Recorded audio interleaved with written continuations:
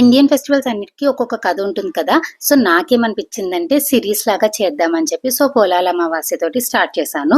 ఈరోజు ఈ పండగ, ఈ పూజ ఎందుకు చేసుకుంటారో చెప్పి దాని కథ కూడా చెప్తా. So, welcome to Indian festive series episode 1. ఈ పోలాల అమావాస్య పూజ ఏంటంటే ప్రత్యేకంగా పిల్లల కోసమే చేసుకుంటారు. చాలా మంచిది.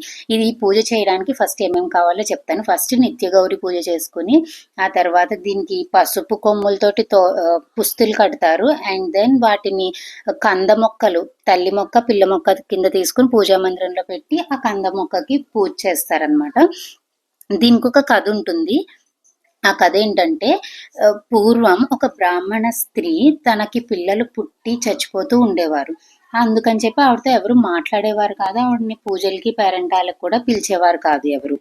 ఆవిడేం చేస్తుందంటే చచ్చిపోయిన ప్రతి పిల్లల్ని తీసుకెళ్లి పోలేరమ్మ గుడి చుట్టూరా సమాధి చేస్తూ ఉంటుంది. ఆవిడ మళ్ళీ ఒక పిల్లాడు పుట్టి చచ్చిపోవడంతో చాలా దుఃఖిస్తుంది. అప్పుడు పోలేరమ్మ దగ్గరికి వెళ్ళి ఏడుస్తుంది అనమాట.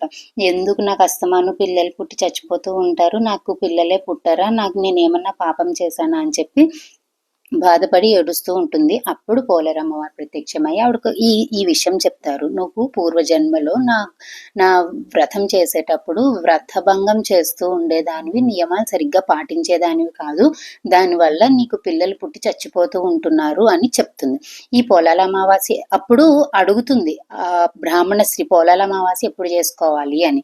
అప్పుడు అమ్మవారు చెప్తారు, శ్రావణ బహుళ అమావాస్య నాడు పోలాల అమావాస్య పూజ చేసుకోవాలి అని అడుగుతుంది. ఎలా చేసుకోవాలి, దాని నిబంధనలు అన్ని చెప్పమని అడుగుతుంది బ్రాహ్మణ స్త్రీ. అప్పుడు పోలేరమ్మవారు చెప్తారు, ఈ పూజ చేసేటప్పుడు గౌరీ పూజ చేసి పెరట్లో ఉన్న కంద మొక్కని కంద పిలకని తెచ్చి పూజా మందిరంలో పెట్టి దానికి పూజ చేసి పసుపు కొమ్ముకి పసుపు తాడు కట్టి పుస్తిలాగా కట్టుకోవాలి. కథ విని అక్షింతలు కొంచెం అమ్మవారి మీద వేసి మన మీద కూడా వేసుకోవాలి. నైవేద్యంగా పులగం, పాయసం, నెక్స్ట్ ఏమో గారెలు బూరెలు పెట్టాలి నైవేద్యంగా అని చెప్పారు. మగపిల్లలు ఉన్న వాళ్ళు గారెలు బూరెలు పెడతారు నైవేద్యంగా అని చెప్పి అంటారు.